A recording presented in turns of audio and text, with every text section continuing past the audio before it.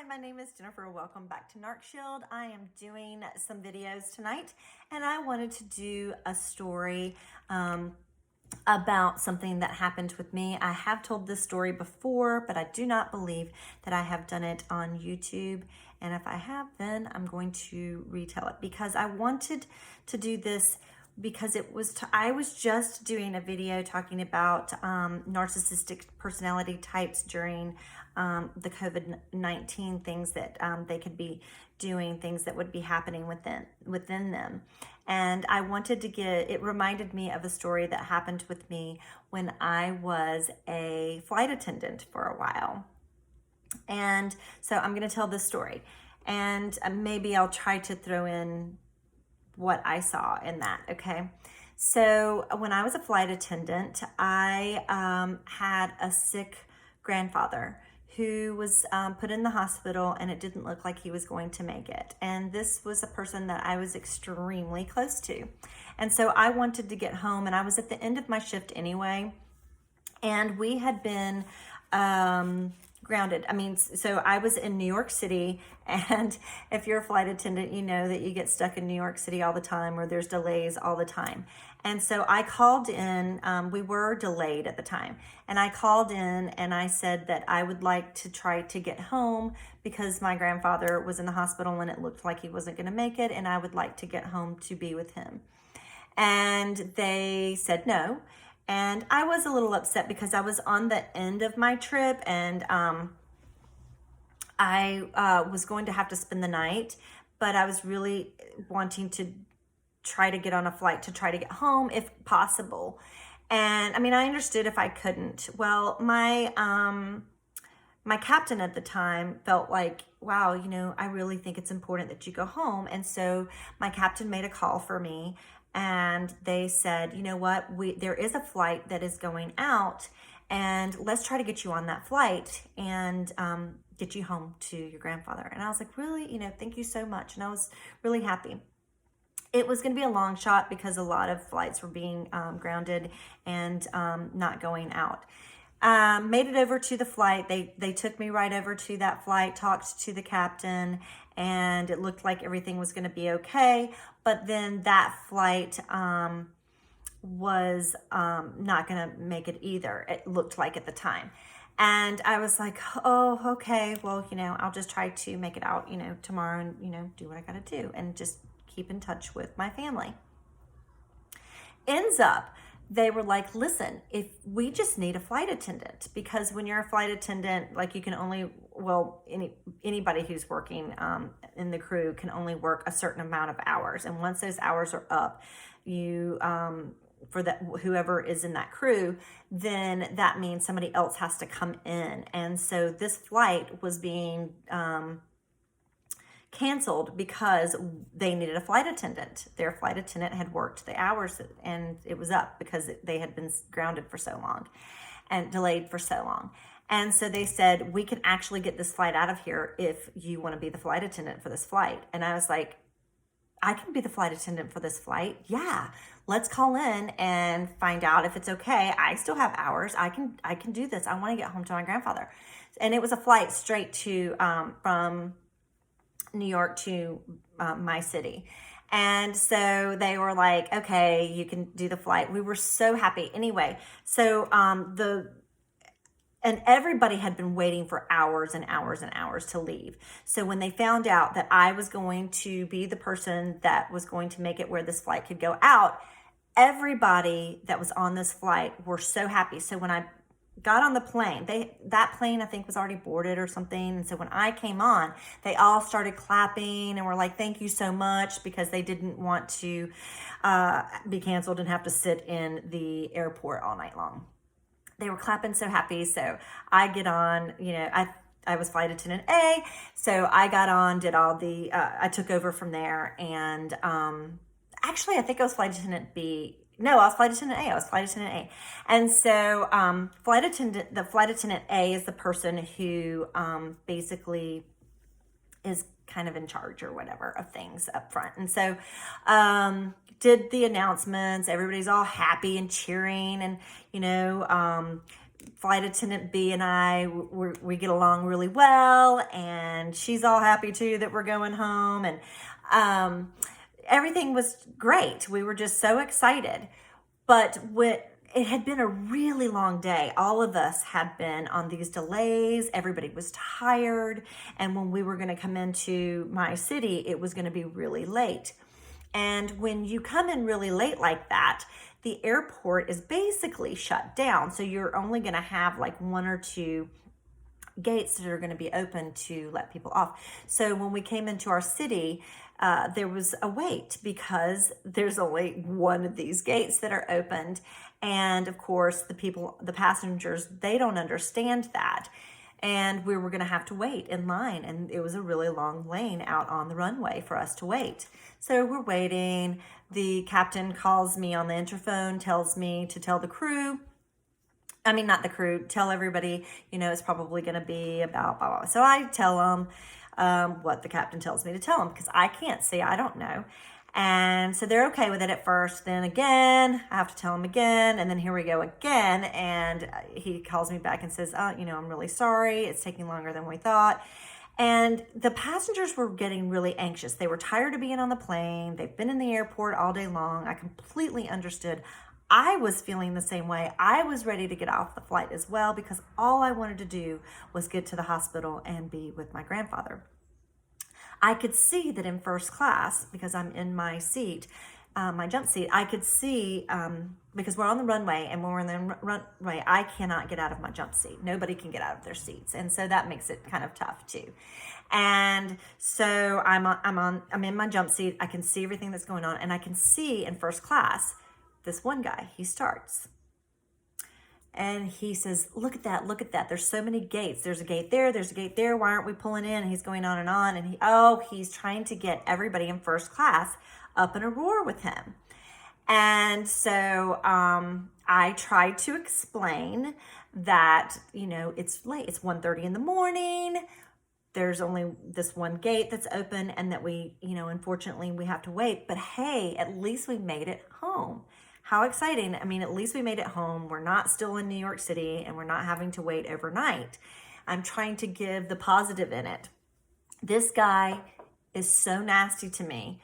And everybody else at first was kind of like, when he was nasty to me, but I kept smiling and just tried to keep the positive. We'll be there before you know it.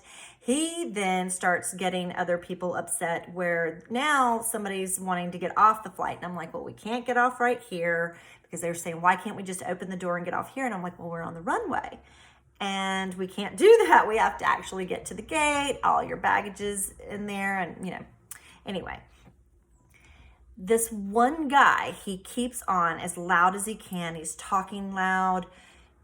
And when this starts to happen, other people begin to get anxious. And I knew that. So I call on the interphone. I'm like, listen, everybody's starting to get anxious. Could you come on as the captain and speak to the passengers and let them know what's going on because they are getting really upset. And I was telling him about this one guy. He does that, so we're still sitting there. I don't know, about 45 minutes or so goes by. It's uncomfortable, flight attendant B is like, she's feeling sorry for me, but she's also like, wow, I was taking a beating because now in first class, I've got 3 people on me. There were other people that were annoyed by it and like, they're not saying anything, but you can see by their facial expressions, like, I can't believe these people are being like this with her. They're screaming at me, get on the intercom now, and you call the captain now, or else. They're saying these things to me.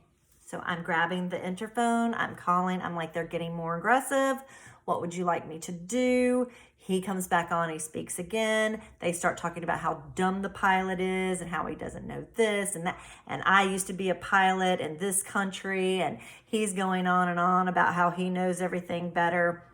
And the other ones are right there with him, and they're yelling at me again, you better call him or we're getting off this flight right now. And I'm like, well, you can't do that. It's a safety issue and something could happen to you. We are on the runway. I don't want anything to happen to you. I'll be happy to call him back, but we have to be patient. I understand that you're uncomfortable. I'm understanding that you're tired. I understand that you want to get home. So do I. I want to as well. But we have to wait right now. I will call and see what he says and see how long it is. So I get on the interphone, and the next thing I know, and flight attendant B is up where I am, and she's fuming because if she was flight attendant A, she was telling me how she would be handling it. And I felt like that if I got nasty, it was only going to escalate things. So in my opinion, I was trying to stay calm. I was trying not to raise my voice in any way, but I was also trying to let them know that I wasn't afraid of their threats towards me, and that I understood that they were uncomfortable and ready to get off. I wanted them to know that I did empathize with them. I'm still in my seat. I cannot get out because we're on the runway. And if the plane moves at all, I mean, somebody can get hurt. So I'm in my seat. Everybody else is supposed to be in their seat. Seatbelts are supposed to still be fastened for that reason. The next thing I know, there's this man charging me from the back of the plane. I have the interphone. I say to the captain, don't move the plane. There's someone up out of his seat and he's headed towards me. And he's in my face and he's spitting, screaming at me. And he's screaming at the top of his lungs that I better open the door or he is going to hit me.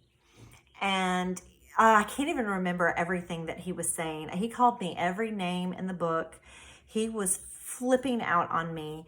He was saying that his daughter was upset. She was crying, but I think from what I could see that she started crying because daddy was so upset. But he was blaming me. And that is what a narcissistic person will do. They cannot accept blame. They cannot do it. So it's my fault now that his daughter is crying, because it's my fault that he's yelling, because it's my fault that we haven't been to the gate yet, and it's my fault that we're not unloading or deplaning. And so everything is my fault. He needs it to be my fault, and it made him feel powerful to be. He knew that I was in my seat, buckled in, as he stands over me. And I just stare at him as he's screaming at me. He's threatening to hit me. He's saying everything he can possibly say. It did kind of surprise me that nobody was doing anything about it. It was silent. You could have heard a pin drop. I said to him, I said, sir, what would you like me to do? What exactly is it that you want me to do right now?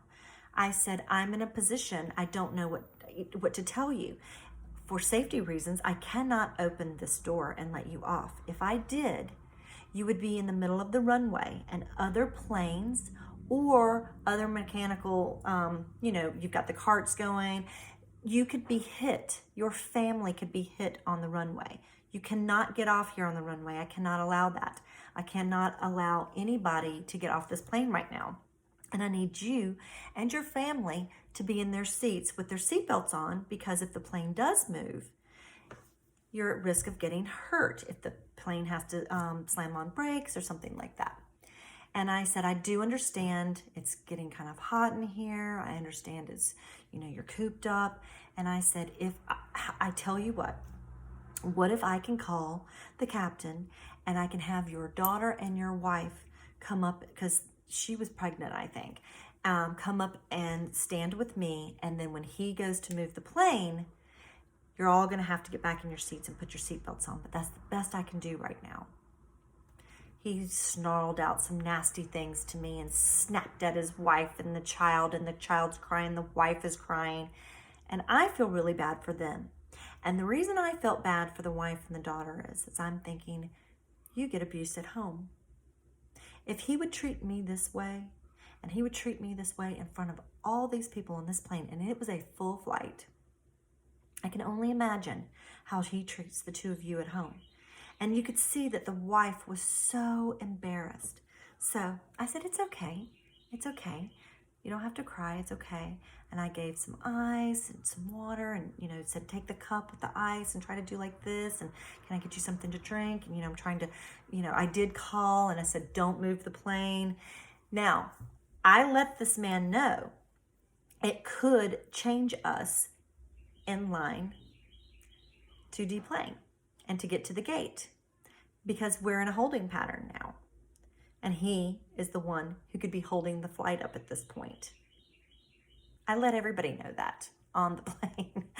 And I said, but, you know, I'm willing to do that at this point because I was in a very uncomfortable situation, and so was everybody else. It was a risk at that point. We call that a really high risk on a flight. And so basically, I was able to get them calmed down, back to their seats, seatbelts on, and we did get in line, and we were able to pull up to the gate, and we were able to deplane. As we're deplaning, people were coming off the flight. And now remember, now in first class, those people that were in first class, after I got yelled at, threatened, all the things that happened to me were very nasty. They thought it was funny. They were like, yeah, you know what? That's what you deserve. Y'all are so stupid. You know, we had all these different gates we could have gone to, blah, blah. You know, never mind that, you know, the flight has worked for 16 hours or whatever and, you know, we're right at it and we're super tired and we have been in the same position that they have. No matter that, you know, they don't know what's going on with me. I've got a sick person. I'm not even getting to go home. I have to leave straight from there and go to a hospital. And so no empathy whatsoever. But as everybody was deplaning, I was still saying, have a wonderful night. I'm so glad that we made it back okay. And, you know, welcome to Raleigh. And at this time, now the captain is out with me. Now, he could hear certain things that were going on, but he didn't know exactly what was going on. And he was asking me. And he was upset. I would let him know. And he wanted me to write up the guy that did this because it was considered a flight 2 risk. Flight 3, you're in serious trouble. If he would have hit the door behind me, that would have been it. But he wanted, actually before that, he was wanting to know while we were sitting there if I needed the police to come and take this man away because he could have been arrested at that point and I would have had to written him up. And also I could have done something where he couldn't fly anymore. And to be honest with you, my own narcissistic traits came out. I wanted to get to my grandfather and I really didn't want to have to stay back and have to write up this man. But I also thought of his wife and his daughter. And I was like, these two, if he loses his job because maybe he travels all the time and he can't fly anymore, he won't be able to make money for his family. They too will have to stay longer. She's pregnant. And there was a lot that went in with my thought process. My captain wasn't really happy with me. He really wanted me to write this guy up. And it was for me to decide. And I decided not to do it. I got to my car, so I had to get in a shuttle. It took me a while to get to the shuttle. I got to the shuttle, made it to our parking where we have to park, which is a couple of miles away. And I got to my car, and that's when I finally broke down. It all hit me. And I was so triggered. I was triggered the whole time, but I was able to keep myself together. I was able to keep a smile on my face. And the people that were deplaning were telling my captain that. They were like, she really took a lot of abuse and she did it with a smile on her face and she's to be congratulated. And I really appreciated them defending me. And those were the people that had empathy for me on the flight. And they were disgusted by these other people who had acted out in that way. These people didn't care about the safety of anybody else on that plane. They didn't care that anybody else was tired. They didn't care about the fact that where they were congratulating me and happy and cheering me when I had first gotten on the plane, that to work the flight at all to be able to get them home in the first place, they had forgotten all of that, these people with the narcissistic traits.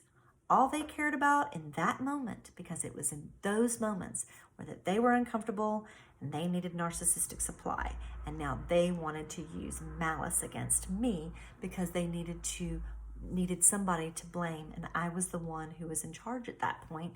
And that's, so they took it out on me. They didn't take it out on the captain when we landed or anything like that.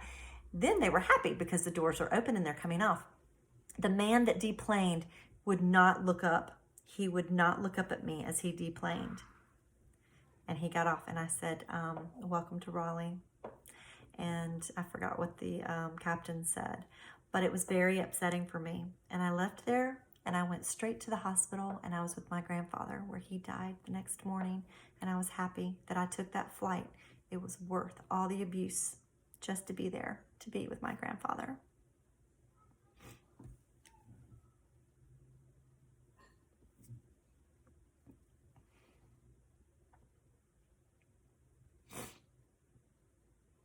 Narcissistic people don't care what's going on in anybody else's life. They wouldn't have cared if I said that my grandfather was dying and I needed to get there. They only care about their feelings and what's going on with them. And had I even given that excuse, they would have just deflected and blame shifted. It's not worth it. But these are the types of actions that you may see, and it's abuse. Until next time.